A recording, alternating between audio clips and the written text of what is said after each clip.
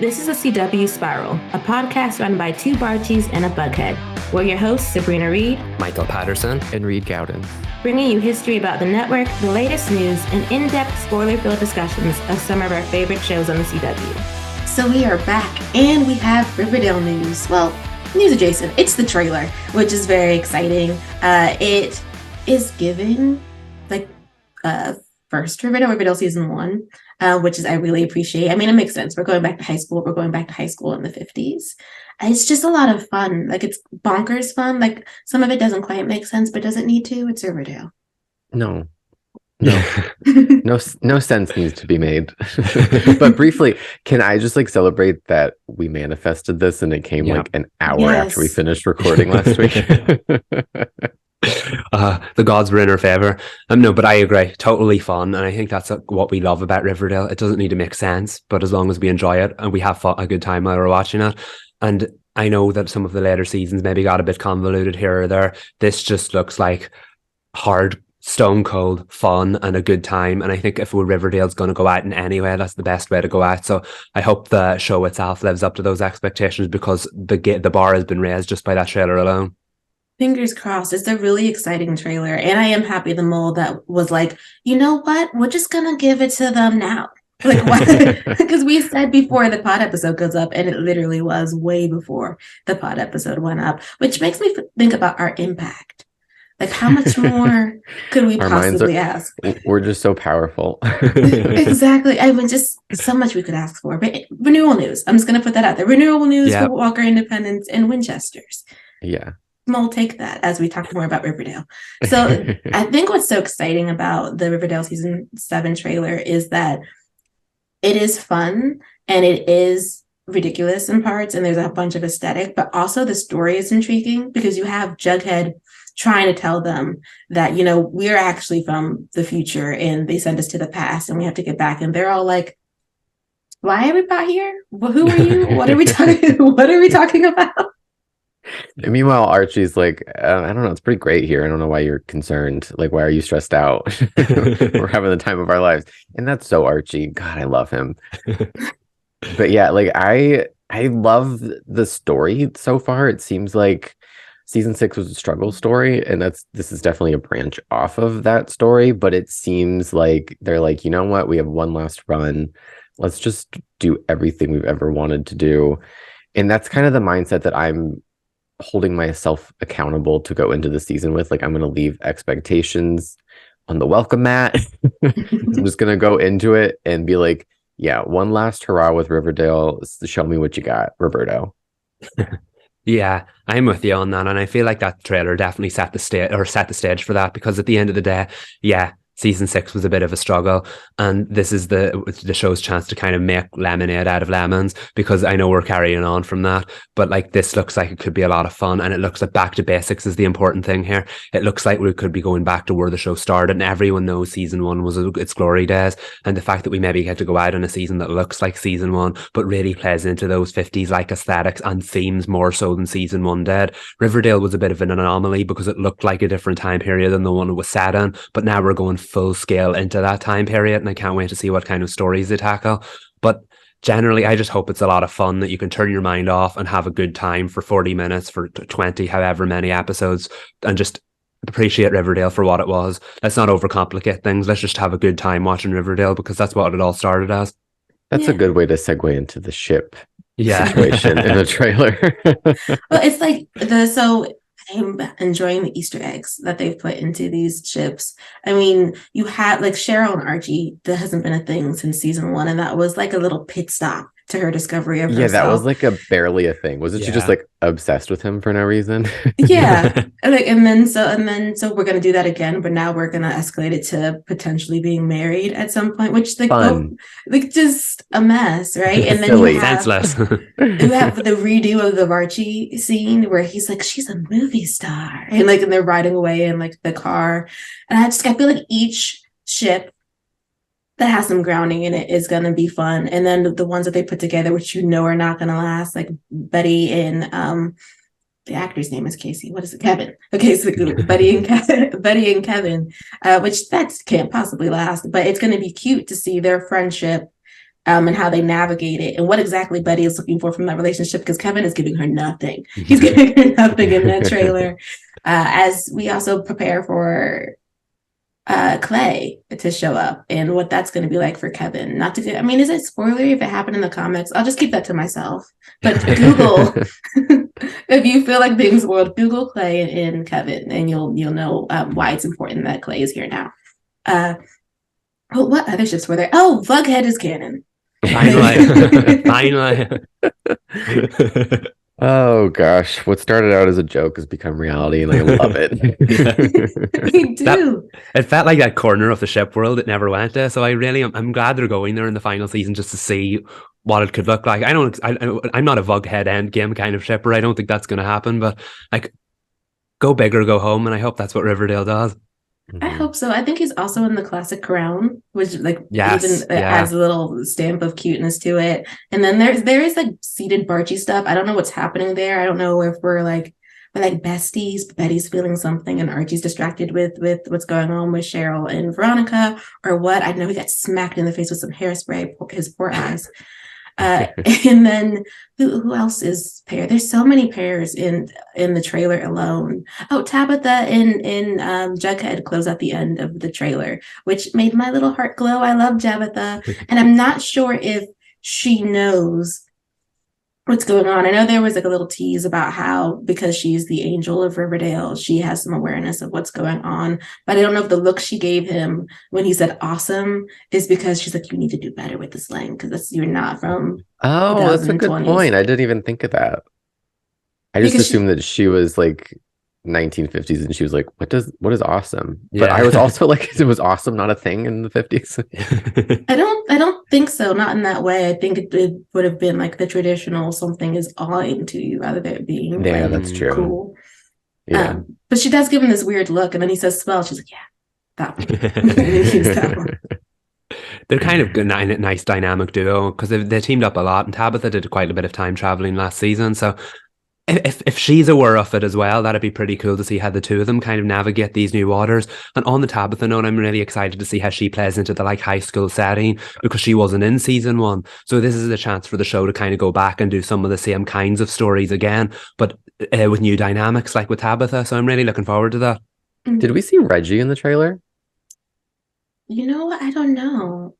I just thought of that right in this moment. I'm not sure. I know he's supposed to be there. Well, anyway, to circle back to the ships, I'm going to get a little controversial. I couldn't be less concerned with the ships, and I feel like that was a huge concern when the trailer dropped. I saw so many fans, which it makes me happy to see passion in fandom, to be like, Bughead, Barchi, Tony, whoever else, like they want what they want, and I appreciate it. But I'm like, I don't know. I'm willing to take the trailer for what it is. It was a 2-minute look at maybe 2 episodes. I'm willing to take the ride and to see what happens and not scream about it the whole way. Which, if you would like to scream about it, I'm happy for you. Go do that. Fight for your rights for Bughead. Look, we all have our vices and we all have our ships. Heck, it's in our own introduction. We like our ships, Barchi and Bughead and whatever. But as a fan of whatever, I'm not going to get into it now versus ship wars, but as a fan of whatever ship, I'm just like really excited to see what kind of like directions the show goes in. And no one knows what Endgame is going to be from a trailer for probably the first 4 or 5 episodes. Like, this is Riverdale. It could end up in any different place by the end of the season, storyline wise or ship wise. So I'm just going to enjoy the ride, because at the end of the day, you cannot predict the show. It makes its living of being completely unpredictable. So like, have the time of your life while you're watching it, and don't like get caught up in anything that we don't know yet. And I like that it shakes up the dynamics, not just of the characters, but like, we haven't really seen KJ and Madeleine act in that way in a while. We haven't seen Lily and Casey act together in that way. We haven't seen Camila and Cole act together like that. So I like that they're like zhuzhing the pairs around to kind of like, this is the last season, like mix it up so that we're not always getting like KJ and Lily or KJ and Camila or Madeleine and Vanessa. Like, I like the zhuzh it around. It's their last season. I like to, mix up the dynamics before you got to go out with a bang, not with like just continue doing what you've been doing. Yeah, so, and it's important to remember it's the 50s part. We haven't gotten back to the present part. Though they did seed some things. Tony has content. I understand being passionate, but like Cheryl's literally sitting there having a whole awakening in a scene with Tony. So like I just don't. I get the passion, but it's coming. I think the only ship that actually hasn't shown was Buckhead. And there may be a reason for that. I mean, if we're doing Easter eggs and parallels, I expect Jughead's probably going to crawl through Betty's window at some point for that season 1 moment, whether there's a kiss involved in it or not. I just don't see, it's one of the most iconic moments in Riverdale, so I don't see how they wouldn't do a call back to that moment. But at the same time, like you both mentioned, be along for the ride. Like it's going to be a fun ride. Really, while we're in the 50s, I'm kind of like, do we have to go back to the present day? Can we? Because the 50s sounds awesome. Like how they're doing the show, not the 50s in reality. Like, oh yeah, but... yeah. Retweet. I feel like we should stick around and get comfy in the 50s for a while. That seems like the story is like, how do we get back? And I feel like the show, personally, I feel like the series finale should be them in their own timeline, in their own universe, like what they've learned from all of this. I think that would be fitting. I don't think it should end in the 50s, but I think it would be nice to spend some time there because this has always kind of been the motif. It's been very making references to the comics in that era. So I think it's fitting to stick around for a while, but yeah, I personally would think it should end in the 2020s. Yeah, no, I feel the same way. I feel like this show kind of needed a reset from seasons 5 through 6, and I think we finally got it now. This is a very exciting way of pressing the refresh button and starting again, and like Reed mentioned, completely new dynamics. It completely changes the game, and I think this season's going to be nearly twice the length of any of the normal like 10 to 13 episode seasons of other shows, so they have time to play with. So I would like at least half of that season to be spent with the reset, the refresh, trying something new and seeing how it goes, and then you can spend the next 10 episodes, if it is 20, trying to get back to the future and like tying the show up. I think they have a lot of time to play with here, and I think the fact that they press the reset button is very exciting. So yeah, I'm hoping that we get a bit of the best of both worlds, if that makes sense. Yeah, well, I want the majority of the season to be in the 50s. I just feel like sometimes, well, at least I want to live in the bubble of the 50s for a while, not to end the show in there, but only because every time we have to then speed up the plot to get to the way that we get out of whatever was created in the first part of the series, the show struggles. So I just want to like live in like what's probably going to be a really perfect moment for them, and then struggle somewhere closer towards the end of the series. But who knows? I mean, if season 6 could have been a vehicle just to get to this storyline, and if that's the case, this might be a perfect season of Riverdale. We'll just have to wait and see. We did see the clip of Cheryl from season 6. We did. Scarlet Cheryl. I'd kind of want to see her again too. I don't want to see all the powers back, but I'd love to see her get her powers back. Yeah. Well, moral of the story, we're excited. Yeah. Yes. Well, are we carrying that energy into like the Winchesters finale though, or are we like shaving some of that energy off? I don't know. What do you guys think? I think this is going to be an interesting conversation. I liked it as an episode. I will lead with that. I think our expectations were maybe high after last week's awesome penultimate episode, but I think we'll get into how it kind of served as a series finale shortly, but the start of it was a little bit slow moving, which is kind of what the Winchesters has been doing. But I think around the halfway mark, it kind of clicked into gear. It was more of a supernatural episode than a Winchesters episode. Yeah. And I think maybe that's when it really found its footing, and I don't know if that's a good thing or a bad thing, because I would like the Winchesters to have its own footing removed from Supernatural. But yeah, I'll leave that thought with you and see what you make of it. That's a great point, because while it worked for me, even as someone who didn't watch the entirety of Supernatural, like it worked, but I can see how it could be maybe a little bit jarring, because it was like a lot of Supernatural all at once, whereas like in the pilot, we get a little bit of the seeds of Supernatural, and then throughout the season, we've had like the Dean pictures, and it's very much in the world of Supernatural, but suddenly we were like heavily steeped in the mythology of Supernatural. And not that it came out of nowhere, but it was just like a lot, which I'm sure for Supernatural superfans, they were like living, thriving, screaming, crying. I've seen the videos on Twitter. But like it was kind of a lot, and I didn't know if it was. I feel like it was all leading to this, but I was like, I don't know. I think that was my overall feeling, was just like, huh. I don't know. Yeah, I feel like it opened strong.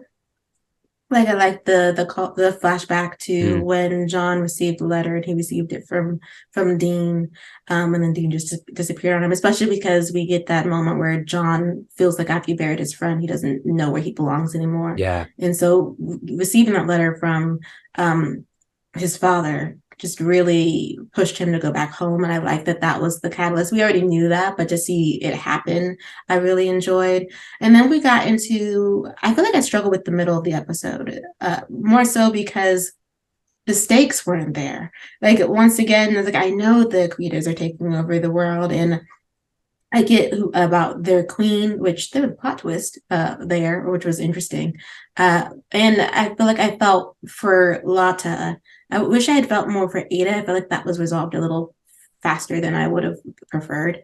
But after all that, it wasn't until we get towards the big battle at the end that I felt like we were really, truly leaning into the weight of what was going to be happening if they couldn't defeat the Akrita. But I think it's also because this was largely contained between this group and no one else in the world knows this is happening. And I mean, that's the point, right? Like, the hunters do what they do, and the rest of humanity gets to go on unawares that people are sacrificing their lives in this manner, and they're allowed to live without seeing the veil, and that's fine. But I just felt like I wanted to be in fear more, and I just felt like there wasn't a lot of fear or anything thrilling enough to make me question whether someone was going to survive, even if I know they're a main character, and of course they're going to survive.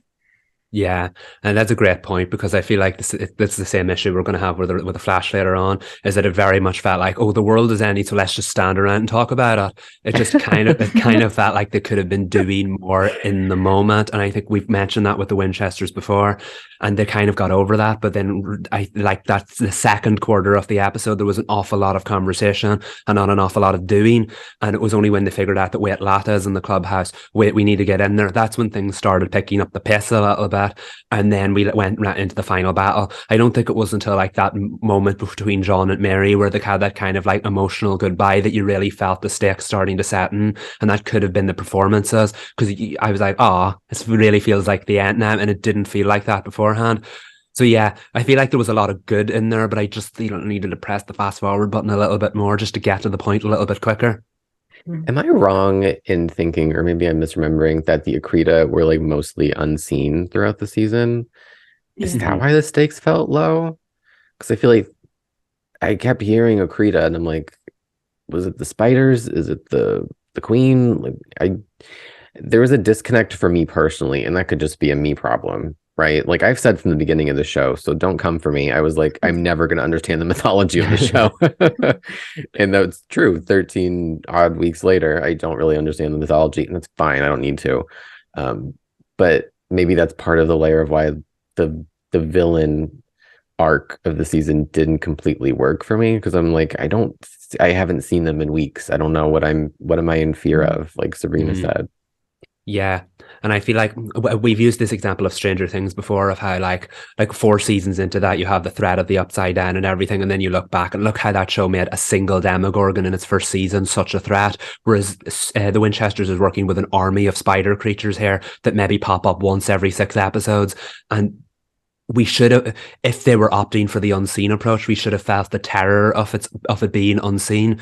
But we didn't. It was just like, right, now we've made the finale, now we finally have to deal with this. Oh, it's dealt with, and that's that done. I just kind of would have wanted a little bit more terror, a little bit more stakes, and a little bit more like, hold on a minute, the world is actually ending. And I don't really feel like we got that until the very last moment.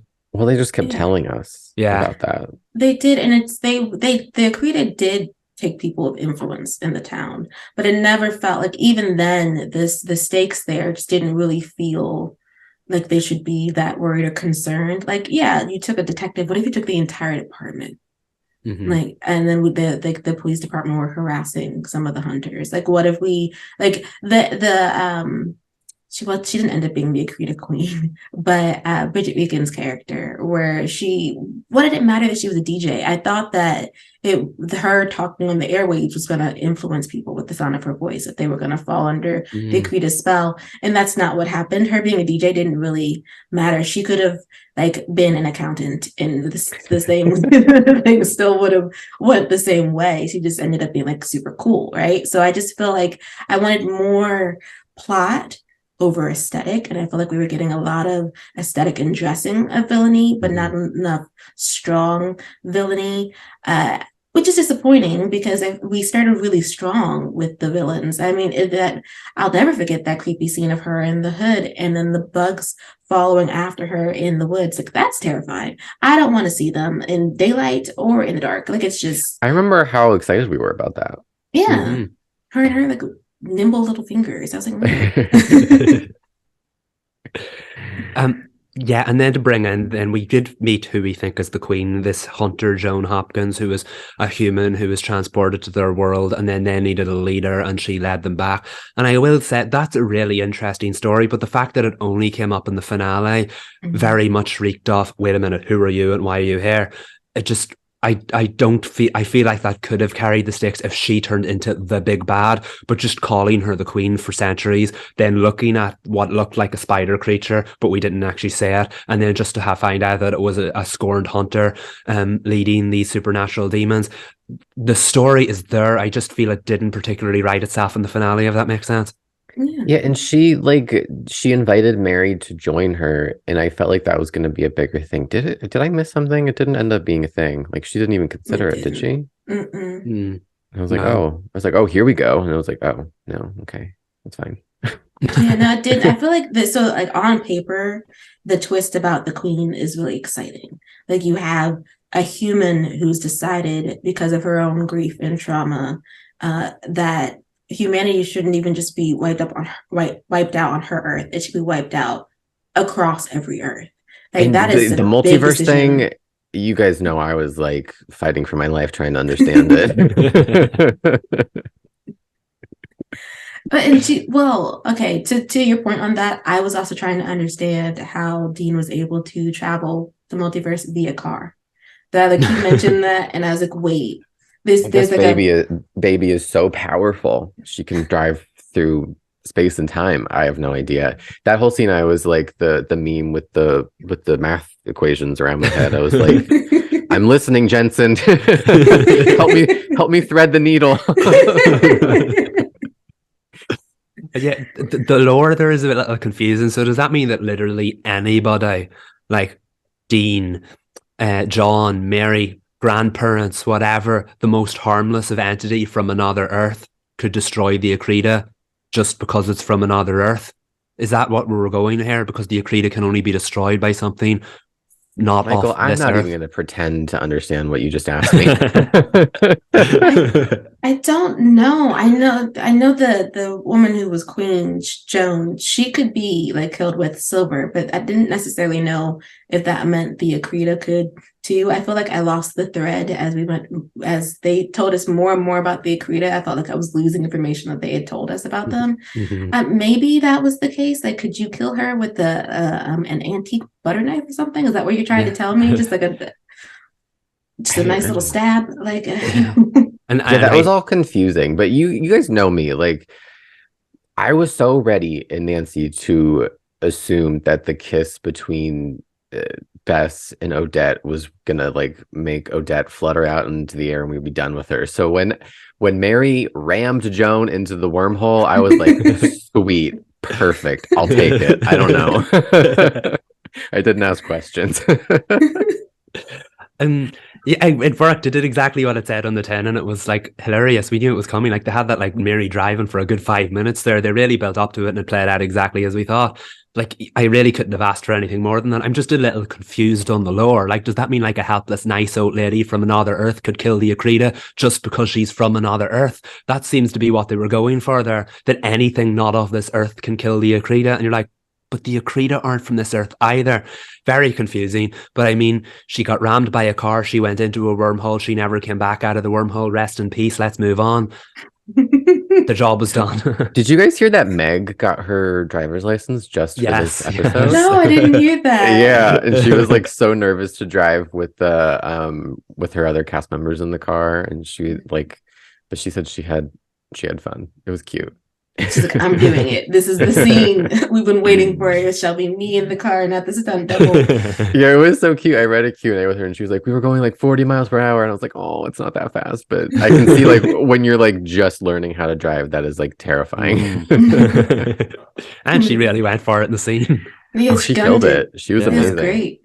I still, to go back to things that we just didn't understand. So she pops in to the wormhole, and then her and Dean pop out. And it's like, well, where were you? Because that just makes me feel like we just landed on a piece of rock in the wormhole, and he was just waiting for the car to come back. And he just got in it and put her in it too, and we just popped back out. I was like, this doesn't make sense. Neither does, I guess, the Accreta were made by God as a failsafe. Yeah. He said that like in a throwaway sentence, and I was like, go back. What do you mean? My supernatural knowledge woke up in that moment when Dean said Chuck. I was like, I know who Chuck is. And then they were like, Chuck's God. And I was like, okay, now I get it. So I remember that was a storyline in Supernatural that like God like abandoned the earth 5 seasons in or something like that. I really do need to brush up. But I mean, that's funny to think about. Like he was like, peace, I'm out. But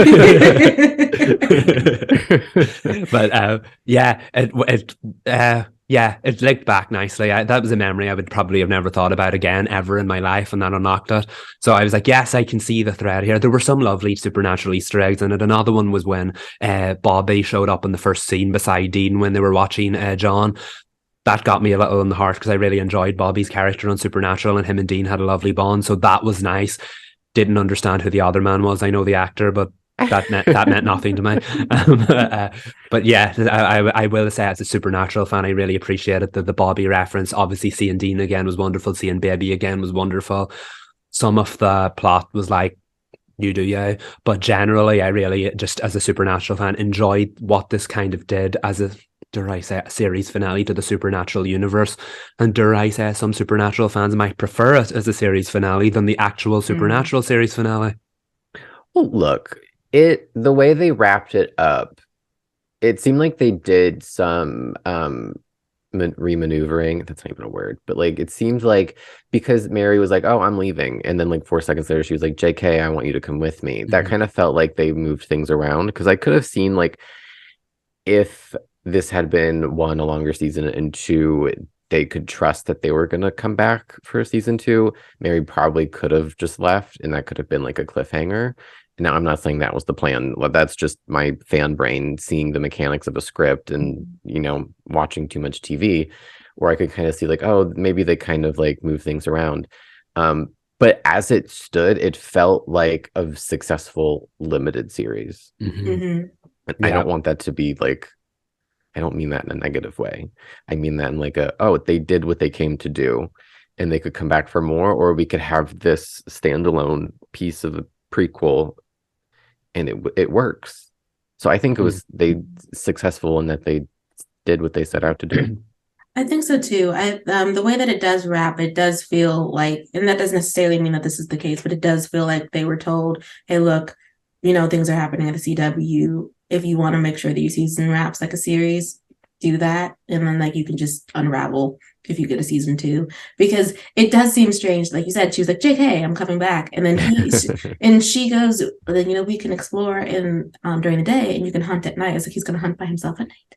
I thought we already said that was a bad idea, but like, you know, let's get in the car and drive away. And that they're using Dean's journal, and there's a lot of emotional weight that they didn't understand from him. When it came to passing that knowledge on to his parents, and the hint, wink, wink, this is the universe where everything will work out, or at least he hopes so. So I feel like if this is the universe where Dean feels like his family has a chance, then if they ended it here, this works, because we literally drove off into the daylight. Like it's bright, they're happy, we're playing music, and we're being cute together, and everybody is fine. Even Ada got her soul back. I didn't understand what Lotta put in. I mean, I guess that was her soul in the plant. Did not understand that, but I'm glad that she has the piece of her soul. Yeah, it definitely feels like they tied every loose end up so that this could function as a finale needed by. But that little thread that John's carrying on hunting during the night is there should they need to go back to it if it does get picked up. Because you could literally like rehash the same start of the story for season 2, that Mary goes contacts Carlos Atlanta because John's gone missing during one of his hunts on the night. Bang, there's your season 2 concept right there. But the thing is, it feels like a series finale in that you get a happy ending. And again, to go back to the supernatural end of it, I did appreciate that it feels like that we started the show just thinking it was any old prequel. And is it, why did we need to know the story when we already technically know the story? And now we've ended it knowing that it's not a prequel. It's actually a parallel Earth. And the story is not set. It could play out differently. And now that we've learned that information, this does feel like Dean's final little thing to give, because if he had any unfinished business, because Dean always had issues with what happened to his family and his parents, and he loved them dearly and the life they had. Now he got the chance to maybe alter it slightly so that it's changed. And I feel like if you're ever going to get some kind of a happy ending and it is like interdimensional undead universe, that's it. And it really worked out nicely. So if that is the end of the supernatural story, I think it was actually quite genius. I know some of the day-to-day stuff in the Winchesters didn't exactly work out, but generally it's a really enjoyable addition to the supernatural universe that adds a neat little bow on the end of it, one that we didn't know it needed. So if this is the end, it was actually a pretty lovely end. And as a Supernatural fan, I really appreciated it. It was a nice little nod to the universe, to the fans, to the story, to the prequel, and to the future. And if that's the end of it, then that's the end of it. But the montage at the end with John and Mary writing off was lovely. It was a nice little tribute to like, we had this moment, we lived in this moment, and now we're moving into the future. And I hope that future involves more Winchesters. But if it doesn't, I'm glad these characters we love so much got happy endings. Mm-hmm. It feels very solid. Very solid, which is different from not to say that Wendy wasn't solid, but they did the other side of the coin. Just to move back to Independence, Texas, they gave us a season finale. Like it doesn't really feel. I mean, it could operate like a series finale if you wanted it to, but that ending definitely seeds for a season 2. But just to soothe people who may not have watched the episode because they want to know something beforehand, Gus is alive. Yes. Thank goodness. Lord. Yeah, like I didn't want to see him go. Shane, though. Yeah. Bye. That was fine. I mean, like, even when as a Tom, you're committing fratricide, but I don't care about Shane, so he can just be out here in the field left by himself. I think he does leave his brother there, doesn't he? We don't drag anybody. He's just gonna rot in the sun. Yeah, yeah. That was his final resting place. Well, it's the one he deserves. So I mean, that was an excellent start because like it really set us up for like, where can you go when you already have one of the major players killed off instantly? And that finale just went from strength to strength to strength in those first 20 minutes. Not that it didn't. Afterwards, we got the typical season finale, quiet after the storm section later on. But those first 20 minutes were so intense, weren't they?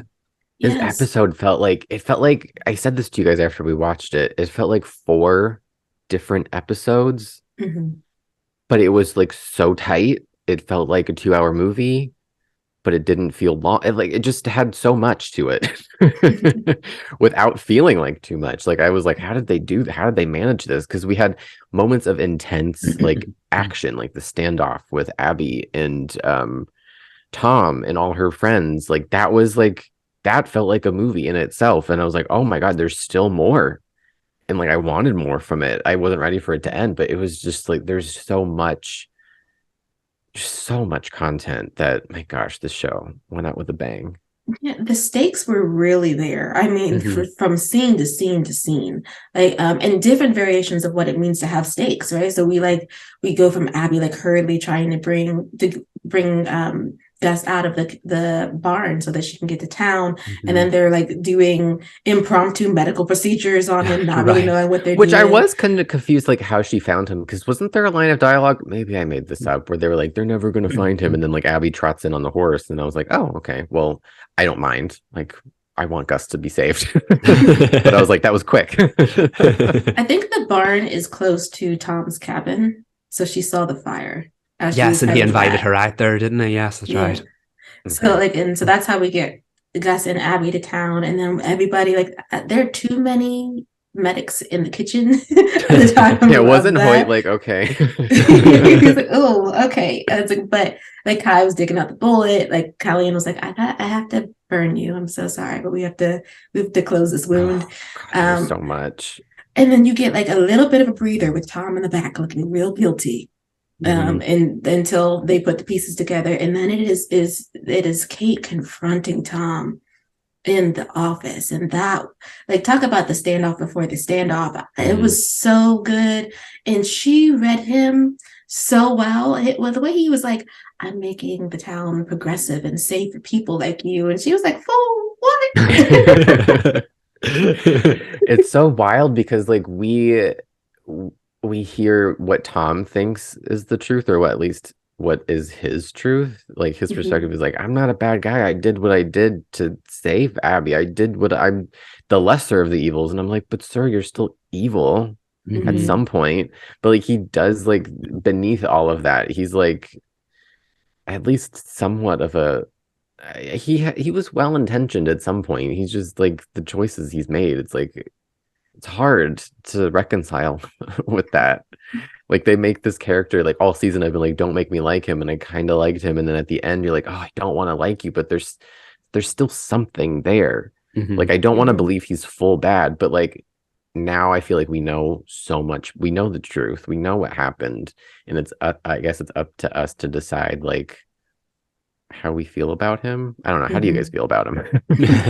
No, I'm with you on that, because I remember I was a bit annoyed when we brought Shane into the equation as that like red herring, because it was like, ugh, Wendy's kind of stayed away from like those conventions of the murder mystery or whatever. It's like, why are we doing this now? But then it turned out that Shane actually had a purpose. Shane was the worst of the two evils, and him and his family played a large role in influencing who Tom was. And then you saw in the flashback episode, and now in the final revelation in this episode, that Tom did have a part to play in Liam's death, and that he did a pity killing because Liam was already gone at that stage. And terrible thing, but you can see that in his mind he thought he was doing the right thing because it would keep Abby safe ultimately. You can follow the train of thought in his head even if it's not good, if you know what I mean. Yeah, he's like, I killed your husband to stop his suffering. Like she's gonna be like, oh, like you still killed him. I don't know. I straight up, I'm a Tom apologist. Like I love it. I love it. Like I'm like he's so monstrous, right? Like but the thing about it is he's the type of monster. If he was on your side, you'd let him get away with a lot. Like it's the fact that he's being manipulated and is a part of the Davidsons that makes him so dangerous. But if he was Team Independence, his monstrousness could go real far, because we've already seen how he's can be a strong ally with Kai earlier in the season. He was like riding with Kai when I can't remember the specific situation, but if you've watched the show, you know what I'm talking about. So like I to your point, I can see how that, like, yeah, if he was on their side, he would be the greatest ally. But at this point, I don't know if they would be like, yeah, join our team, because like, oh no, yeah, it's like intense. Like I don't know where they go from here with Tom, but I'm excited and I want to see it, because I feel like I brought up Dan Scott before, and there are so many parallels that I want to spoil, but he's like not full Dan Scott, because Dan Scott, in my opinion, is irredeemable. Don't want to get the man off my television. I never wanted to see him, but like Tom has there's like moral gray areas that are more fun to see play out on screen. He's not just like bad to the bone, like. And they tried to redeem Dan Scott in One Tree Hill. I didn't say One Tree Hill. I'm sorry to anybody who was like, who the hell is Dan Scott? They tried to get there. And for me personally, I have to keep saying that. Maybe it worked for you. For me, I was like, I know too much. I saw what I needed to see in season 3, and the ship sailed from there. But yeah, to land this weird thought rant plane, it's more fun to watch Tom, because like, we see what he thought was doing the right thing, whereas when Abby hears what she hears is like, no, you killed my husband. Like that's it. She's in such a weird place though, because the energy that Abby was giving, I was like, girl, if you had known that he didn't, if he told you he didn't kill your husband, you would have adopted this man into this found family. Like that just clearly, because she spent one evening with him and was like, you know what? Let's have fun together. She was like, maybe he didn't come. I don't know. She was like very into him. So but it's still so complicated knowing now that he actually did pull the trigger and made the shot that killed her husband, and she had that intimate moment with him. I was like, oh my God. What do I think? What do I think? And I don't know. I have no conclusions to make. And I know you love the garbage ship, and I'm like, I'm like looking at it like, do I want to join? I'm like, I don't know. I was there before, and now I have some questions. I need to see more content. It's real dark. I think that I've been calling it a dark romance, but it truly is like you'd have to, in order to, well, the way that I accept it is inevitably she's going to kill this man. Like, I don't think that there is I don't think there's an end game here where those two like get to be together. And for anyone who does, y'all, I do not agree. And the reason I do not agree is because this is not that type of show. This isn't a show about two monsters. This is about a show about a heroine and the man who killed her husband.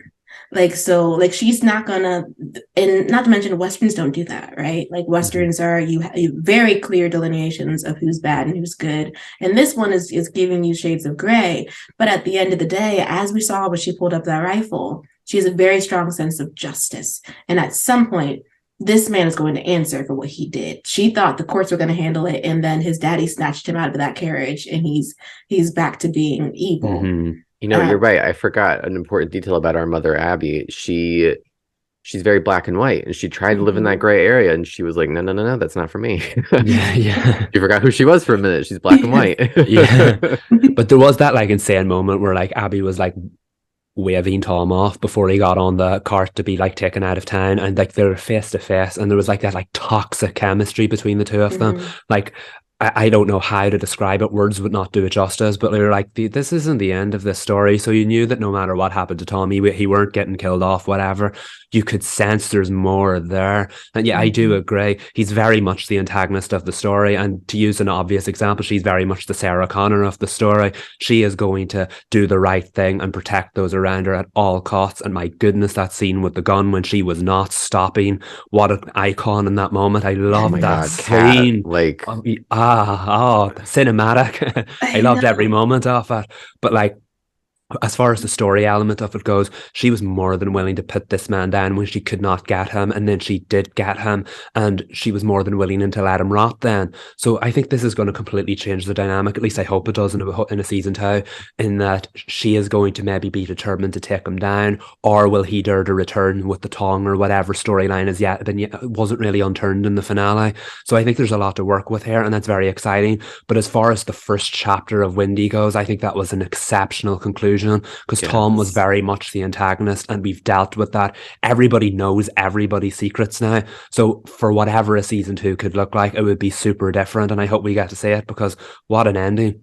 Yeah, that cliffhanger too suggests that we're going to get another layer of I don't want to say redemption, but we're just going to get another layer of why Tom is the way he is, because I highly doubt that his father is like this angel that was like the greatest father. He seems, Tom like looked at him like slight feared concern. He wasn't like, it wasn't like, oh my God, Dad. He was like, oh. So I think we're gonna get another layer of why Tom is the way he is, and it'll help us shade in more of that. I don't think it'll completely redeem him, but I think it'll help, like, you know, shave down those edges a little bit. And I maybe Tom will break totally bad if he's like, you know what, y'all don't want me here, I'm here anyway. Or he'll try to, like, we've seen those stories before where like the bad characters like does a good thing to prove themselves, and they all kind of like, okay, white flag, I don't like you, but thank you. Like, I can see those stories happening too. But I'm excited to see where it goes. Oh, I know. It's just, I mean, the way that this ends, you're like, what? Where's the renewal? Like, I want to know that we're safe. I mean, I mainly mean that because so many questions. Like, so the man who had a tattoo on his hand, is that his dad's man after all? And if so, what does it mean that Tom killed one of his father's men. Like, it's not like, yes, his father got him from the carriage. There's the whole reason why he's there. But it's like, sir, did you get dragged before your father? Are we about to answer for some crimes against the family? And then he's going to turn your behind back over to where he needs you to be. It just doesn't seem like that man, like you said, is going to be jovial. Like, we rolled up, all we saw was the shadow, and he handed him a knife, didn't he? Yeah. Like a pocket knife. At first I was like, why is he handing him a flash drive? And I was like, wait, this is the Wild West. But, like, we don't get to see him. I mean, I love that we don't actually get to see his dad. I really want to tip of the hat reveal. I love when they do that, because like I was like, yeah, don't lock yourself into casting decisions. Oh yeah. Michael, do you remember when they did that with Kirby in the season 1 finale of Dynasty, and her voice was not Madison's? Yes. I watched those 2 episodes back to back. I was like, wait, what? But real quick before we move into Flash and Nancy, because we do need to, get to those 2. Mm-hmm. Abby and Hoyt. Interesting. Yeah. We're gonna circle back to that, I think, but like we are very much friends right now. But yeah, she stole from him, which is funny. Yeah, she was like, student becomes the teacher, kind of. Mm-hmm. It was kind of like there were to be a little bit of nice parallels where like they were able to recognize after everything that they've been through. Like she was like, yeah, he's been there for me. Mm-hmm. Like, he's been a good friend. And I wasn't getting overwhelming like fireworks or even like a elbow like, hey everybody, these are the endgame pair. But I think it was really important to have that moment with them, because it's kind of where it's not where it started, because didn't Callian find her?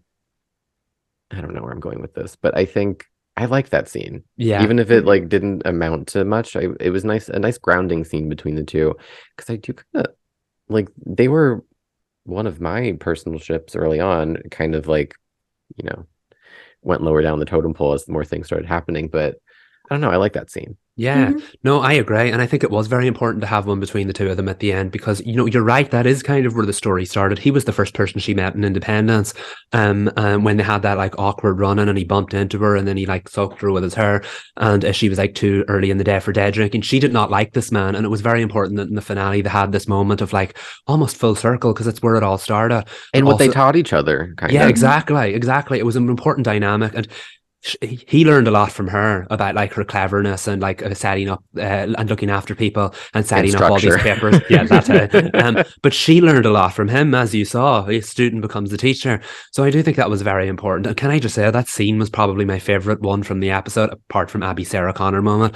But like just it was beautifully shot. It was beautifully lit. I love Independence at nighttime. And I remember saying that early on. We didn't get much of that, but what an incredible scene. And I really just I love this place so much. Independence is a terrible place, but I love it so much, and I hope we get to see more of it in season 2.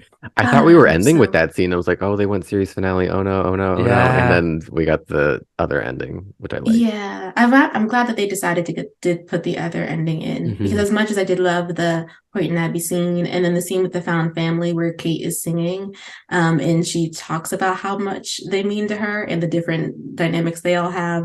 Plus, Callian and Gus had a scene about Gus now being sheriff. It was like, oh, we are wrapping up tight. It's the end, and so it's good to see like, oh no, the big bads are not done. We're coming back, and potentially Hoyt's charge is a Davidson. Potentially Tom's son. I wondered about that, because those characteristics he did describe they did match Tom. So I wonder, that would be amazing. But there's so much story left to tell. Yeah, they really want us to like Tom. Yeah, they really do. But only so they can hurt us. It's like they set us up and so that we can like feel betrayed, just like Abby. Every time she gives them a chance, there we are again. But I do want a season 2, if nothing else, to see Hoyt as a surrogate father to this child, like Mandalorian or Joel. Like, we need Hoyt to be the Pedro Pascal. I was just going to say of Independence. Because they had such a cute dynamic. That'd be so sweet. So then we could standoff, bio dad versus adoptive dad. Which one is really going to influence you? The steaks, delicious. So we'll take this one back to you. Yes. We really, really need a season 2 of Walker Independence, which moving into the Flash, going from one exciting show to a struggle show. We like to go up and down on CW Spiral. This episode, I feel like, Michael, I told you, like, it's half good. Like, there every time we had Red Death stuff, exciting. Every time we moved to the OCs, I was like, oh, like, I just do not appreciate that bit of the storyline. There was a lot of, like, we had critiqued the Winchesters for there's stakes, but we're talking the entire time. That's what was happening with the Flash. The city is falling apart. There's sentinels everywhere. Like, Kramer has been kidnapped. Mark's alive. And what are we doing? Talking at Star Labs for every scene. Yeah. It just wasn't it. Yeah, I remember the Marvel movie Eternals was described in this way, and it's that it's a good movie that could have been a great movie if you cut a lot of the in-between stuff out, and that's what this episode of The Flash felt like. If this had been 20 minutes long and focused on the good, best episode of the season, but the other 20 minutes were such a drag. They really dragged it down, and one of the show's long-running pains has been, oh no, Barry's lost its speed. And here we are in the final season yet again. Oh no, Barry's lost his speed. What are we going to do? And you're like, Jay Garrick's out there. Wally West is out there. I'm sure there are other speedsters out there. Somebody could have done something instead of standing in Star Labs for 20 minutes talking about what we're going to do. It just completely ground the plot to a halt. And I'm not really, I wasn't really invested in the whole Chill Blayton's dead because we knew he wasn't. So when they were like, was it Cecile's like, he's alive? And Barry was like, how? I'm like, you literally were talking about him 20 minutes ago. Come on now. I know he's unimportant, but like, that was a bit mean. Like, you should have known who she was talking about. But anyway, long story short, it was a trap. Barry got the rogues to help him reluctantly. They all went back to the Red Death's lair, and of course they all got sidetracked by the Red Death so she could have another monologue. Javicia Leslie knocked it out of the park as this villain, and then when she went like completely into those psycho rages, also knocked it out of the park. It was campy, it was fun, it was everything in between, but just a lot of the story didn't come together for me. So she was trying, long story short, in order to get her sense of justice in Central City, or the world apparently, she was using Grodd's, Gorilla Grodd, by the way, Reed, is one of the Flash's arch enemies. He's a giant telepathic gorilla. And I love the amount of enormous gorillas there are in this universe. Yeah, DCTV loves their giant gorillas with who are really smart and can talk as well without actually using their lips apparently. So I didn't understand the lore here. So Grodd found his peers in Gorilla City who were all sentient gorillas just like him. But Crisis on they did. They did a whole Gorilla City episode in season 3. It was amazing. Where's the spin-off? But now this doesn't make sense to me. In season 7 was post Crisis on Infinite Earths. We met Grodd, but according to the Red Death, Gorilla City was wiped out of existence by Crisis on Infinite Earths. Okay. Don't remember that. So Barry promised Grodd he'd find his sentient gorillas in this new timeline, but 2 seasons have passed and Barry has done absolutely nothing to help Gorilla Grodd. So Gorilla Grodd decided to help the Red Death instead. So he used his psychic powers so that she could channel her vision into all of Central City and the world. So all these sentinels started showing up dressed in the Red Death outfits, saying basically the whole world was in martial law, guarded by these Red Death sentinels. But of course we just saw Central City. Didn't have the budget for the rest of the world, unfortunately. So all of this exciting stuff was happening in the city. The Flash has done this far too many times. All of this exciting stuff was happening in Central City, and we spent most of the episode in Star Labs without power and maybe saw the occasional flash of red light through the window. And that just kind of brought it down for me. The episode really kicked into gear in the second half, but much like the Winchesters, it was an awful long time getting there. You know what I mean? Mm-hmm. It's the frustrating thing about The Flash over the past few seasons, it's not just this season, is that there is an imbalance of when we should be talking to villains to try to redeem them and when we should just have action. For whatever reason, this show wants to be Power Rangers, but it wants to be Power Rangers with a lot of dialogue. Like, there's just not, it just doesn't, I just don't understand. Like, if we're leaning hard into the camp, if we're doing on-the-nose dialogue, if we're trying to create a story that has a moral, basically a moral agenda to it, it's not, God, I feel like I'm complaining about the show all the time, but it's not a well-executed moral agenda, but it's there. And it is about recognizing that circumstances can change how someone perceives the world, and that can affect how they interact with that world. Hence why the criminals are the way they are in Central City.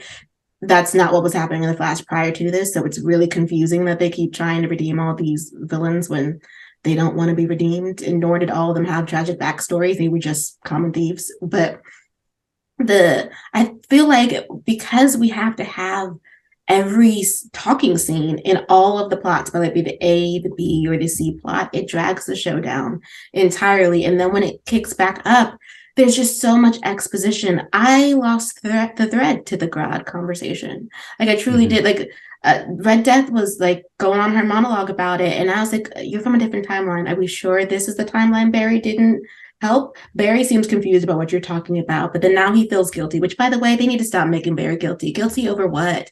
He's guilty over everything now.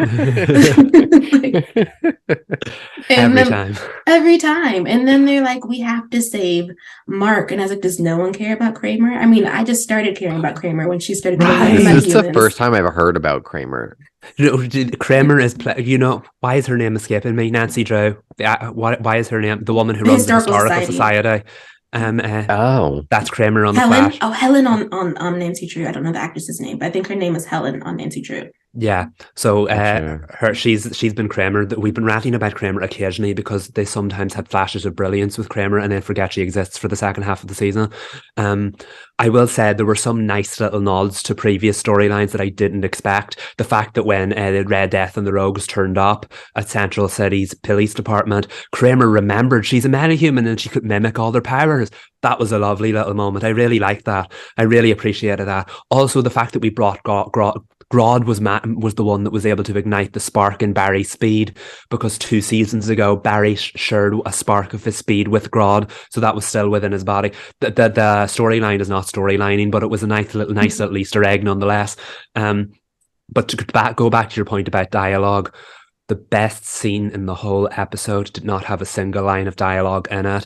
And my goodness, I could not explain the goosebumps I got when Red Death was ready to destroy and a Batarang stopped her speed, and out of the shadows, out of the smoke, the real Batwoman showed up with the real Batwoman theme. The thing that sold me on Ruby Rose's Batwoman when we first seen her in Elseworlds crossover was the music, and to finally see Batwoman's final appearance in the Arrowverse with that beautiful score playing in the background. I know it's a different Batwoman, a superior Batwoman, but to see that and to hear that and to feel that for those 30 seconds, and when she broke through the smoke, it actually created the Batman silhouette in a nice little wow, they really did it. They did. It was a lovely moment, and she landed, and so the Batarang she sent into Red Death neutralized Red Death's speed, so the two of them could actually have a physical hand-to-hand fight, which was also a nice little nod. Absolutely fantastic. And then you got that great line from Ryan when the Red Death was like, "You can't beat yourself," and was it the real Ryan said, "Girl, you couldn't beat me on a bad hair day." That was so funny. I really enjoyed that. But then the real cringy dialogue came afterwards when Batwoman said to the Rogues, "Aren't you supposed to be bad guys?" And they're like, "Well, it's a Wednesday," because the Flash errs on Wednesday and crazy stuff only goes down in Central City on Wednesdays, apparently. I'm like, did we... Oh God, okay. Did you have to say that? No. And so the best scene of the episode had no dialogue, followed up by the worst dialogue in probably the whole season. And I'm like, you nearly killed the moment. But seeing Javicia Leslie as Batwoman again, phenomenal. Goosebumps, I tell you. I want that show back so much. And it was a beautiful farewell to her. And they didn't really explain where she's been for the last 3 weeks. I didn't really get that. Like, okay, you're there. Welcome back, Batwoman. Gotham's been falling apart for the last 3 weeks. I had my do not disturb on. I was on vacation. It's like they realized, you know what, we ran out of time and we still have to do this ending part for Joe. So, girl, you just okay. Wait, I do see this on the outline, and I want you guys to explain to me how they said goodbye to Joe. So my complaint. Well, I was like, doesn't sound struggling good. for words. No, my complaint is I expect that Jesse L. Martin will be in the series finale. I just don't see the Flash going off without them returning Joe. But we do know who's expected to have an allotment of 5 episodes. This is the 5th episode that he was in. And so what they did was they they just finished the storyline about him saying that he feels like it's time for him to move on. And that was the whole point. Like, he has a scene, interestingly, he talks to Barry. He doesn't even talk to his own daughter, but he talks to Barry about like the decision that he's decided to make, where he understands that Cecile is needed in Central City, but he believes it's time for him to go on because he's not a cop anymore. They're all very settled in their own lives, and then they're superheroing, and he just feels like he wants to take Jenna and he wants to go elsewhere. And they have Barry and him have a lovely moment, but it just didn't really fit for me. And so we skip ahead. He talks to Cecile. And this is the part that I really had a hard time with. I didn't really know what they were going with. He tells her that he's going to take Jenna and he's going to leave and that they're going to go live in the country and that she can visit on weekends to see their daughter. And she's completely fine with this. This is the part where I was like, you're fine that you're only going to see your daughter 5 days out of like the week? For one, and for two, crime doesn't stop on Saturday and Sundays. It's not like criminals take a break. Like, crazy stuff only goes down in Central City on Wednesday, Sabrina, remember? So I was like, but she's like, oh my God, Joe, I love you. I love this idea. We can have peace and quiet in the country. And I was like, he's taking your child because you have a very dangerous job and you're needed in the city. And your response is, I love you. This is great. I'll see you on Saturday. Like, that's it just seemed odd. When The Flash was in its peak, it was still lighthearted. But when they did the crossover with Arrow, one thing I really appreciated was Oliver completely berated Barry for a sunny, happy high idea because you live in Central City where there are metahumans and fun stuff going on, whereas I'm from Star City where my mother was killed in front of me. A woman I loved was sent full of arrows. It really highlighted the reality of crime versus the Flash's perception of crime. This was a total step back because Cecile was like, I get to be a superhero from Friday through Monday or whatever, but suddenly on the week, or Monday through Friday, but suddenly on the weekends I can go home and be with my family because crime isn't going to happen on the weekends. But wait a minute, on the weekdays I'm going to be working with my heroes, but then I go home to an empty house. And like, real people do not act like that. That was such a bad thing. And the fact that he said we can have uninterrupted weekends was the selling point for her. But like Sabrina said, crime does not stop on Saturdays and Sundays. What if there's a weekend where she's suddenly summoned? Is Barry going to have to speed out to the countryside and take her back? No, that did not go down for me. I thought that was a complete setback. And The Flash is known for being lighthearted. This was cheesy and unneeded. And I feel like if you really wanted to write Joe out, you could have just ignored him for every 3 episodes because that's what the last 3 or 4 seasons have been doing anyway. We could have used those 5 episodes sparingly instead of sticking them all together and then writing him out of the middle of the season. I know Jesse L. Martin's shooting another show, but they could have come up with something better than this because we joked about him potentially taking the child a few episodes ago on this podcast, didn't think they were going to follow through on it. And if they were going to follow through on it, it should have been like an argument between him and Cecile, and she was like, you're not taking my baby from me. But that's not the kind of stories that the Flash wants to tell. How old is Jenna? 5 or 4 or 5? Yeah. She could have had a dance competition in a different city, and he was like, you know what, I'll take the baby, you do your job, we'll meet back in exactly in a couple of weeks when she won. And then like, that's not a good idea, but I feel like it's a little bit more refined. It's more believable.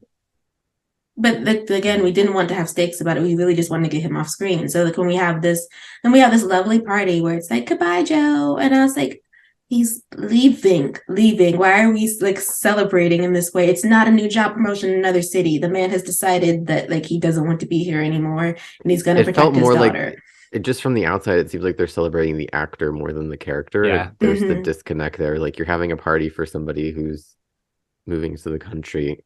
I don't know, from the outside perspective, it's a little strange. Yeah, and Captain Singh wasn't even there either. Now that I think about it, he would have been there. Or Kramer. And Kramer, but it's the family, and then and Jenna's not on screen; she's sleeping. They didn't even put her name on the banner. Joe's not the only one leaving. So is Jenna. Why isn't it goodbye, Joe and Jenna? Yeah, exactly. No, you were like the whole Flash family was there, and Chilblain, who literally betrayed them like 2 weeks beforehand. Completely unnecessary, completely unneeded, and shoehorned redemption that they didn't even bother telling because all of that happened off screen. I don't know. I feel like it was a nice little moment, like Reed said, to celebrate Jesse L. Martin. I feel like him and Danielle Nicolette have made the story work because the writing and the story itself is not there. Don't believe it, don't buy it. And no, Daddy's going to show back up in the series finale saying, I was wrong to separate my daughter from her mother. This is where we need to be. And then it'll be all forgotten about and you'll just be like, what was the point in that storyline?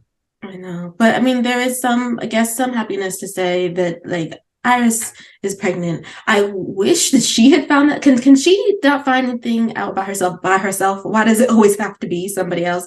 Because Keon was like, oh, because you're pregnant. And I was like, dang it, once again.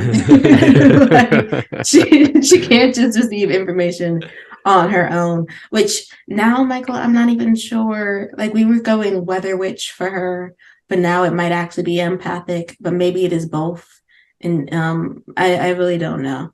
I think we've talked about the whole graphic novel approach of the season before, about how Eric Wallace likes to split the season into 2 graphic novels, but in between those graphic novels, there's 2 or 3 episodes which most people call filler. He likes to call intervals. I think in the interval we will find out what Sorry. I think in the middle of it we will find out what Keon's powers are. I think that's what next week's episode is going to be about. I'm mildly intrigued in that storyline because nothing is making sense right now. I hope that's the point. Yeah, I like Keon. I still don't think they know what they're doing with her, and I think that is still a waste of Danielle Panabaker in her final season when we could have just had Caitlin figure herself out one more time. Would have rather watched that, to be honest. But I feel like she's either going to become a super combination of Frost and Caitlin and Keon by the end of the season, or we're going to end up splitting the 3 of them back into 3 separate peoples. I don't know, but I just feel like they're moving too slow with this Keon story. It was pretty nice that she was the one that figured out that Iris was pregnant, just because it was another part of her abilities. But again, I agree with Sabrina, for a storyline as important as that, it should have been Iris or Barry that figured it out, because Iris has spent the whole season being told this is going to happen when. So in the final season to be told by somebody else that she's pregnant, again, takes another special moment with them. But again, the actor sold it. It was a nice little moment. And I mean, like, it took 9 seasons, but we're finally here. So we'll see where it goes. Before we move to Horseshoe Bay, where we love to stay, like just a wonderful, spooky little town. I did want to say about The Flash that like my bar is really far down on the ground at this point. Like I hate that like this is the final season, and personally I'm having so many issues with it. And I think it's just because once again we have too many characters happening.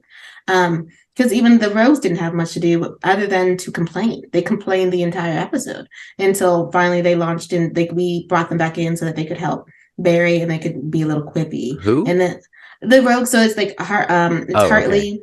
The hotness. And the most of them, and the hotness. Which, by the way, when Barry got snippy at Jacko because he wanted to go to his son, I was like, Barry, he has a kid in the city, and the city is like being lightning bolts are dropping. He should be with his child. What do we? Yeah, exactly. This man cared about nothing but money a couple of weeks ago. So, like, I mean, we've learned something. So, like, that should not be held against him. It shouldn't be, but like I feel like we're just doing little things where like Barry doesn't feel like he's good enough, and he feels guilty, and I'm like, this is in the final season. Why isn't Barry on his A game? Why isn't Barry like, yeah, I'm a boss, like, and he's helping everybody? I need the show to stop stressing you guys out. Please, at least like good stress. Nancy always gives good stress because the stakes are always great. Like, though, it's funny that I love that we get the season opener that feels like a season opener, because the other seasons we've watched, because of the global issues, the season opener felt a little differently, like a continuation. This one very much felt like a season premiere. We're happy, we're lucky, we got a nice soundtrack. Penn and Teller are randomly there for a cameo. Confusion. I didn't understand what we were going for, and it was never addressed again. The man was biting a camera. One man looked like a hologram. Yeah, he was edited in. Was Kennedy acting with them? So many questions. But I see CW wanted some cross promo, so can't hold that against them, I guess, even though it didn't completely work for me. Didn't need to. It's like the least important part of the episode. But no, they're not acting on the same scene. I love how you can tell, because all they did was they put the arm in for each shot, so we just get someone in the same sleeve. I was like, she's not there. And they're not there either. But sure. I also thought that I was like, is she being interviewed by the real Penn and Teller, or are they supposed to be newscasters? No information. So I was actually happy when we walked away to this whole Children of the Corn issue with that maze, which she seemed really comfortable putting those straw dolls everywhere. And I was like, girl, why don't we have a partner going into this maze? Because I feel uncomfortable just watching you walk it. Yeah, that was spooky. And you were validated.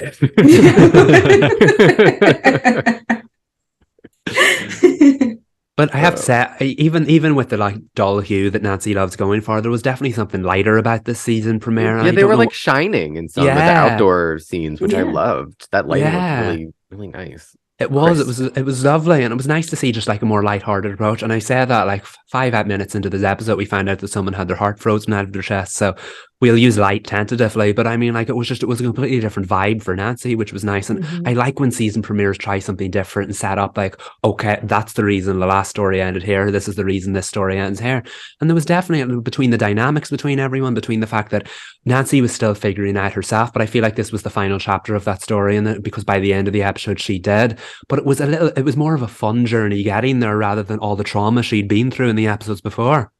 I do have to say that I had to remind myself that although the time jump was a week from where we left off on season 2, and it had been a week for us since we last watched, the viewers that watched this as it aired didn't have a week. I didn't look up the exact time frame. I'm assuming months.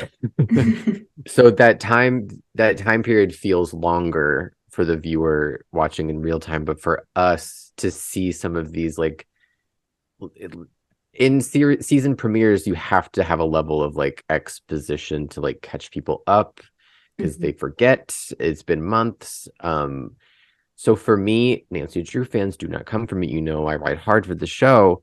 Some of the exposition was clunky for me, and that's fine. Like, that's a season premiere. Sometimes they're not always home runs, and it's okay.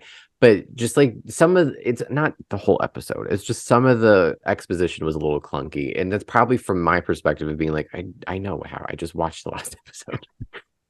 But I had to keep reminding myself like, oh, okay, this is what season premieres do sometimes. But yeah, sometimes like the explanation of George being frustrated with Nick. That was the one, yeah. I was like, it was a lot of the script is working a little bit too hard to like fill in those gaps, and it was just a week.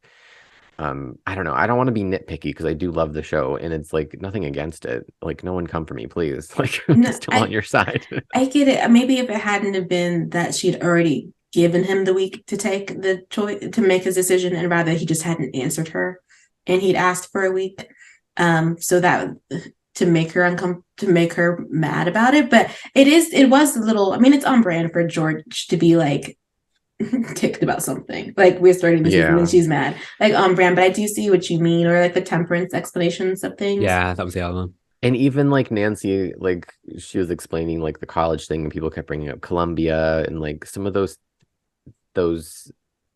I mean, the show's not always like this. Like, I think when you open a new season, there's a level of like, oh, we need to remind people of like where we are, where the characters are. And sometimes it works better and sometimes it doesn't. And like, I don't hold that against a show. But yeah, there's some lines of dialogue that just didn't work for me, and that's fine. Yeah, that's completely fine. I think my favorite like exposition-y part of the episode was the dads. Because they use the use of like Ryan not understanding grocery bills for the week. Like, that he's just, and they're like, what she's like, my sorbet, did anyone get my sorbet? I need to know if she got her sorbet. But the scene where Ryan was cutting mushrooms and Carson's just looking and he grabs the mushrooms off of his cutting board took me out. But I will say, not to be nitpicky again, no one, please, don't come for me, but like, there had only been a week and they're already comfortable with Ryan saying like my daughter and stuff like that. And I was like, seems a bit soon. I like it. I don't hate it. Like, I like that we've gotten there, but there was one scene where he said they were all standing around. I think it was Temperance. And Ryan says something about my daughter. I was expecting Nancy to like turn her head and look at him, but she was confident. Like, she was like, yeah. So I do like the aspect of like they're figuring it out. They've been pushed into this. Like, they were right into the deep end and they have to figure it out. But some of those scenes as a viewer, I'm just kind of like, oh, Oh, okay. We're good. Mhm. We're okay with it now. Even though it does sometimes feel a little bit quick. Yeah, I know the weekend opened up a lot of exposition, the week gap, but I also feel like it was used to like we lost some of the fun stuff there. Like you said, maybe more of the Nancy and Ryan bonding or seeing how Ryan got on in this house because he's only been there for like a week. But by the time we like check into the story, he's at least got his bearings, even if he's not doing everything right.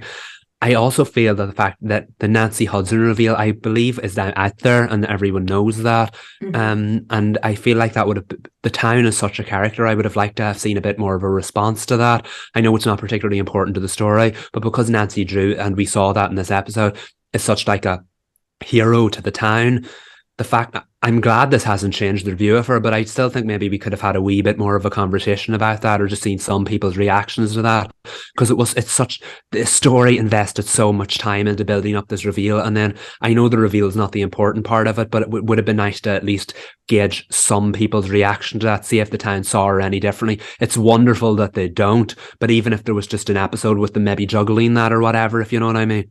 Isn't it Ace that does it? What does Ace do? Isn't he? There's this moment in the beginning where Nancy says something, or maybe it's in the middle about being a Hudson, and Ace gets and he's like, whiplash. "Oh, you're Hudson, right?" Yeah, and he's like something like that. He's like, "You're comfortable." Say, "Okay." Like he's like the audience insert. To Michael's point, I would have loved, like, I feel like they used a newspaper more in the first season with the Tiffany stuff. Like they could have had like Nancy walking through town and somebody like grabs the paper and sees like Nancy Hudson and like she's walking by and like we see like Nancy Hudson, like something like that, maybe to connect the dots a little bit more. But I don't want to let's talk about the things we liked. I don't like nitpicking Nancy because I love the show so much. No, understandable, and we did just drag the Flash, though this isn't really a drag of Nancy. It's more so like a desire for certain things to connect better in the show. Yeah. I think that what's interesting about this episode is it's not a case of the week in the sense that it doesn't automatically, like we don't close it by the end. And I like that, especially because it is very weighty to not only have one murder, but two murders in which someone's heart has been stolen. So I like, and actually frozen out of their chest, like really weird. I was like, what are we dealing with here? Very grotesque. And so I really enjoyed that we're going to potentially sit in this one for a little bit because it has such high stakes, but also that like, that's our current A plot, but then our B plot or potentially C plot is the prophecy that Temperance says using her tarot cards and the way she just says one of you. So it's like there's no clear indication of which person is going to fall into which fate, except it was a little wink at the one fulfilling their destiny would be Nancy, and that is how, like a domino effect, everybody else is their fates that aren't that great, they're just gonna fall into place. And I was like, how's that gonna happen? So do we think that her accepting the position of the sheriff liaison person is somehow fulfilling her destiny of being like the, for lack of a better phrase, guardian angel of Horseshoe Bay? It's possible, especially when that lady showed up. Like it was really, it meant something. It's supposed to be just for volunteer stuff, extracurriculars, and instead the town decided unanimously because of this murder. Like, we don't trust FBI guy over here. We trust you, and you will solve it. And she's like, you can do stuff off book at your discretion. Can we talk about FBI guy? Yeah. The second I saw him, I was like, not you. I knew there was one more layover before we get to Nace Town. And I'm fine with it, but I was just like, I forgot about you. As I knew he was coming. Yeah. And I just forgot about him. It's a bit like the same kind of like Tamura kind of dynamic, and that completely underestimating. I have my big town approach. Your little town approach is no good, even though we're in a small town or whatever. That kind of like fiery chemistry between them quite quickly, and that he doesn't want her help even though he knows she could be a resource. And then you see that his approach isn't working. The town needs a hero like Nancy. And so I think that's set up an interesting dynamic between them. I love it when they do that. The whole like big city thing doesn't work in the small town. And Nancy's exactly what the town needs.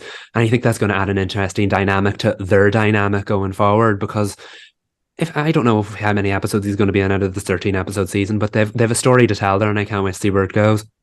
See, I disagree about their dynamic, though. I mean, I love their dynamic. I'm really excited about it. I think I already ship it. We're already here. But I think it's because it is really risky to have two people, just the two actors, have this long interaction with one another where he has the majority of the dialogue. And his brain is weird. Like I think that's the thing that I really like about him.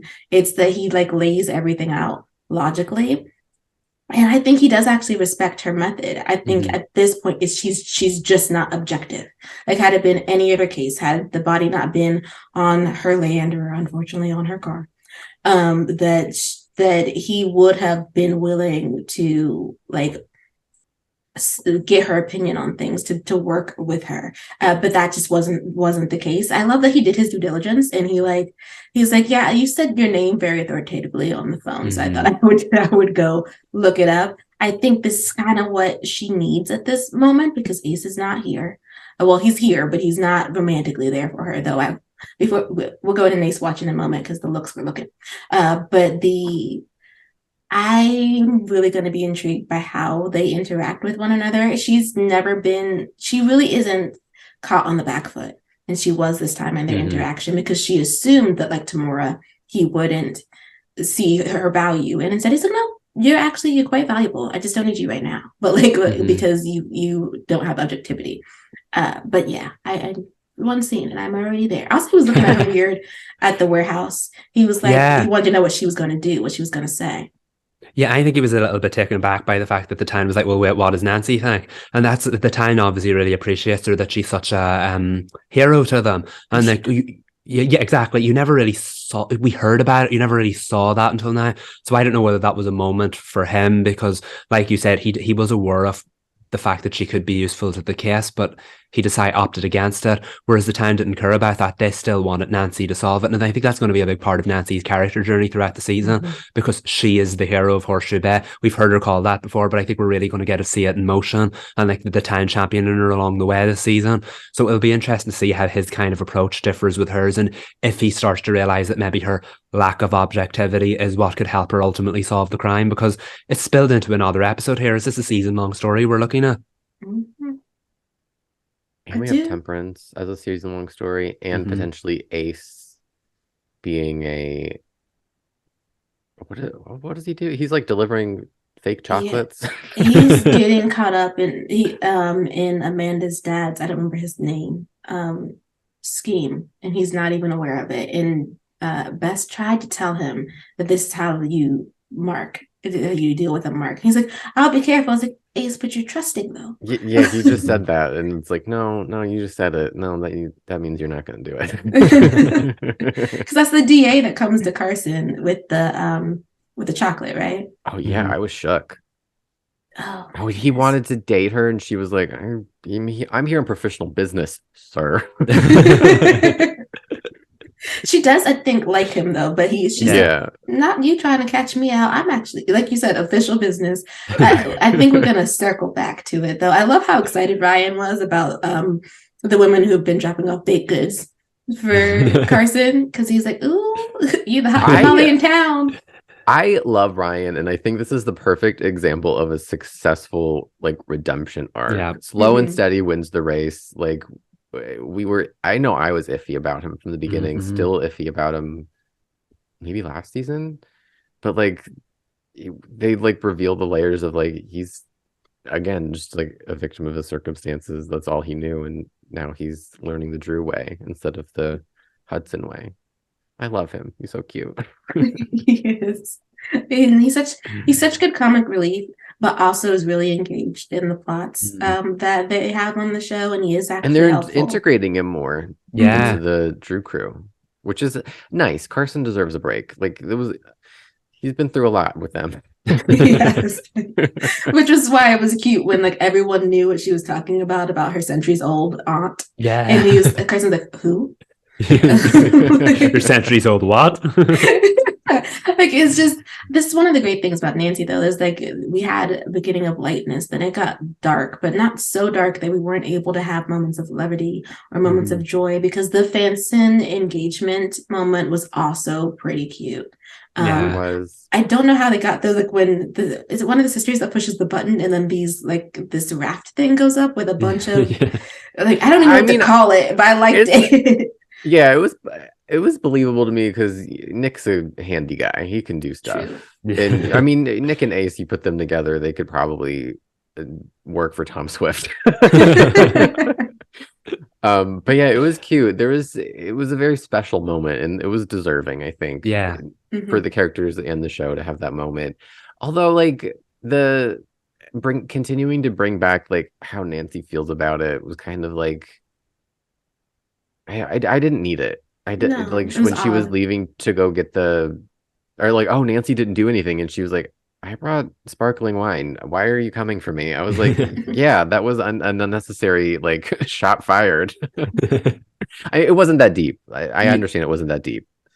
Yeah, but it was realistic. I feel like if she said it to Ace, didn't she? It's not about Nick and George or whatever. It's not about what's going on there. It's about what's going on with me. And I think that was important as well, because I agree. I don't really feel like it was necessary, but at the same time, it was the mechanics to get to that part. Yeah, exactly. We got there in the end, and I think the scene between Nancy and Ace was worth it when we actually did get there. Every Nancy and Ace It's scene. so that's why I want, as much as I love Trusin, stop sunsetting it. Like, let's just get to the name. Move on. We did that. She dug out of the grave. We're done. Yeah. Because I don't know who necessarily that's for, right? Because if the show is leaning so heavily into Nancy and Ace, which with this season opener, my goodness, I mean the looks that they give towards one another, like when one is not looking, the other is looking, and I'm just like, I was like the eye emoji every time it happened. I was like moving closer to the screen. I was like, what's gonna happen? And the fact that like Bess keeps checking in on him about Amanda, and he's like, we're fine, we're good, we're fine. It's like, are we? Because you don't say fine that many times if we're not that here. fine. She's not here. No. But in that moment too, where they were all, I don't know what they were doing at the end when they were all gathered around, I was like, Nancy's not there. And then they panned to the stairs and I was like, oh, Ace wasn't there either. We finally saw that stair moment. Every time you type in Nancy or Ace or Ness, that scene picture comes up. Yep. It was worth the wait, I tell you. Yeah. And she opened up to him, and she opens up to all of her friends, but there's a specific way that she opens up to Ace that feels very vulnerable, because it's about, I think it tends to be about her failures. Like, it's not like him pushing for her to say something to him. It's him recognizing she's upset. And in this case, she's like, the explanation of, Columbia being a dream for her. And for that, not like, I felt so bad when she was outside the warehouse, because a lot of people go through that, where this was the school I had my heart set on. And not only did they not waitlist me, not only didn't they say, try again, they just said no. Like, what do you do after they said no? And she did mention she had backup schools, but they're backups for a reason. Like, that's not where she wanted to go. Yeah, she felt unwanted by the thing that she wanted, the thing that she thought would give her a new start. And then the thing that she was running away from was like her town, her story, her everything. But she realizes in the end that the thing that she wanted to move on from that's what chose her. That's what wanted her, was her town. It was like, we want you to be here for us. And she was like, oh yeah, you're right. There's always that grounding moment in young adulthood where we have these goals, we have these dreams, and sometimes you get to this moment. I've had this moment where sometimes what you realize what you wanted isn't necessarily what you need. And that can be a really, really, really difficult moment. It's like, it shakes your ground, it shakes your world. You're like, I had this one thing that I was working toward that I thought that I needed to be me, to find some sort of happiness, satisfaction. And you're like, wait, I don't think I need that. I don't know if I want that. That's not necessarily for me anymore. And I like that this can be like a really good subtle depiction of priority shift, of like, it can be simpler than what I thought I wanted. And the journey's not over. Like, she can revisit that at some point too. And it's very empowering to be able to accept. I mean, she had to do it towards the end of the episode, but like, once you have that moment and you accept it, and then you grab hold, you claim what you do need, it can be very powerful. And I think that, like, for Nancy to feel like all the pieces came together. Like I don't have to fight or struggle anymore. I know the truth about my family. Like I know what happened to my biological mother. Like I have a good relationship with my dads. I've come to terms with my feelings for Ace, even though we had to put those on the back burner. Like I know that I don't need to leave town in order to be somebody. Like because that was a question she had for Ryan. Would you be proud of me if I was just writing a newspaper out of college? If I was like going to class, something like going to class or something. Because, or do I have to do something extraordinary in order for you to care about me? And he was like, what? I'd be proud of you regardless. What are we doing? What is this conversation? Like, whatever you want to do. Yeah, she's having that mental tennis match that you have in your 20s, expedited because of her huge circumstances. And I think that's important to see. Like, to your point, it's empowering. And I think her choosing this fate for her, choosing what is choosing her is going to be a way for her to put some roots in Horseshoe Bay, take the power back, because I feel like so much of her story has been chosen and taken from her that she can be like, yeah, I think I can do some good. I think I can make my mark. And before I leave, because maybe this is where she's headed, is to leave this chapter behind. She might have some unfinished business, whether personally or supernaturally. Yeah, and it definitely feels like the culmination of that chapter, because if you look back, Nancy kind of struggled. She was excited at the idea of being a Hudson at the start. She was excited about the idea of doing all these like detective works and stuff. But there was also that underlining darkness and that underlining like sense of loss. And she was like looking for her place. And season 2 was all about that. When she had that emotional moment with the college girl, and she had that emotional moment with the child then, with the fire demons that were haunting her.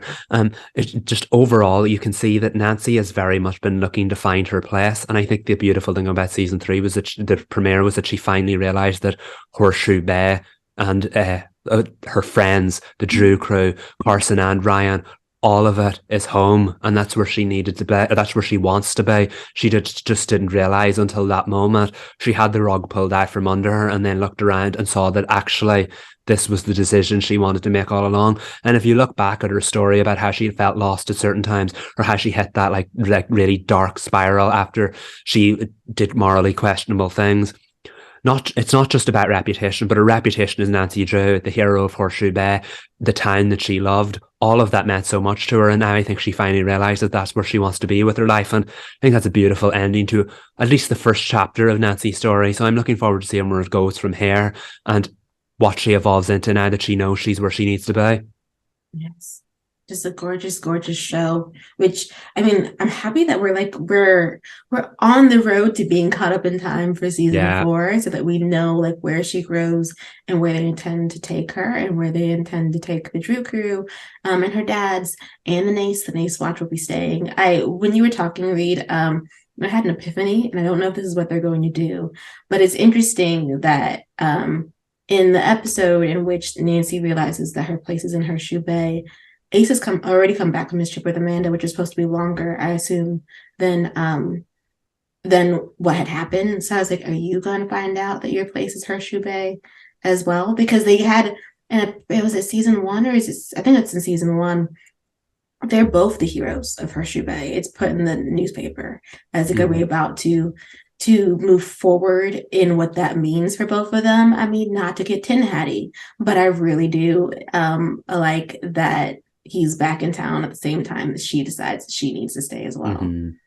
Yeah, they've always been a bit of a dynamic duo, so I hope this season explores that more, not obviously within the capers and the stuff they get up to together, but yeah, I can't wait. I think Nancy finally sees him now. She was so used to him being there. He was like her support, and now I don't know where it's going to go. I mean, we have a vague idea of where it's going to go, but I mean, I can't wait to see how it's explored. Mm-hmm. Which this leads us to the toast as we move towards the end of the podcast, which again, Reed, I believe you said this privately, or maybe you said it on the last pod. It's always Kennedy now. We're always toasting her. She's the most toasted. Yes. This time it's not for Nancy though, and we have not seen the backdoor pilot of the for the Good Lord, so I don't want to give you all the impression that we have. But seeing the promo for it, and there was a featurette that they released too. I'm so excited. Like Kennedy is I bringing know. something different. Like this is not, when after you've played a character for a really long time, actors get nervous about whether or not they picked a role that is too similar.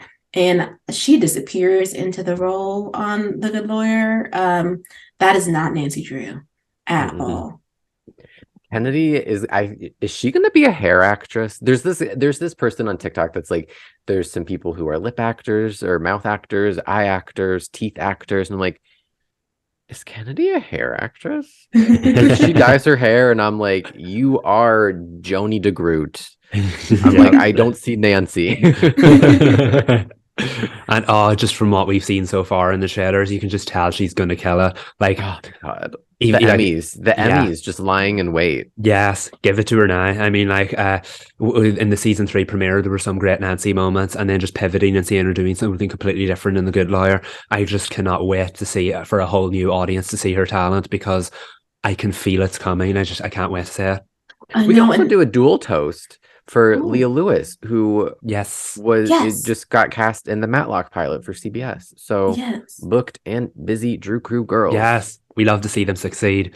We do love to see it. I think it's just like, it's nice that even though the show is ending, like it's not goodbye to these actresses. Like we will be seeing them again. And I hope Matlock gets picked up, and I hope The Good Lawyer, I feel like The Good Lawyer thing is a formality. I feel like what would be the point of doing the backdoor pilot and doing so much press for this if they weren't already like, oh no, they have it in the bag. We're already ready. Like we just need to let y'all do this episode so you know what's coming for you. And as I always say, I want Wendy to be renewed just so that all my favorite actors can be on it. Like, send everybody to Independence. I want to see, if God forbid something happens to Winchesters, get Drake in the Wild West. I want to see Madison from Nancy. I want to see her in a fancy corset dress right alongside Abby and Kate. I want to see Ace in a cowboy hat. I want to see Tunji on a horse. I want to see them all in Independence. Yes, I mean, it's like, if we're gonna do like crossover cameo things, like let it be them. Wendy's the place to do it, because Westerns, you can come in and out. We need the CW multiverse back. Yes. We need the CW actors to be all over the place again. That's what I want. Yeah. Oh my God, manifesting, writing it down from the mole, bullet point, give it to them. Like, it's just because there's so much potential for fun with the CW, and these actors have spent so much time together that they all do enjoy one another. So for them to get to be like on a CW show that allows them to do like things that they didn't do on their own, that'd be great. Bring back the CW first. And also toast to Kennedy. I didn't hijack her toast. Toast to Kennedy. The Good Lawyer episode is Monday, March 13th. But yes, toast to Kennedy, into the CW girlies thriving. And that's like the best way to end the pod, though, just with so much positivity. So I'm Sabrina. I'm Michael. And I'm Reed. We're the CW Spiral. Thanks for listening.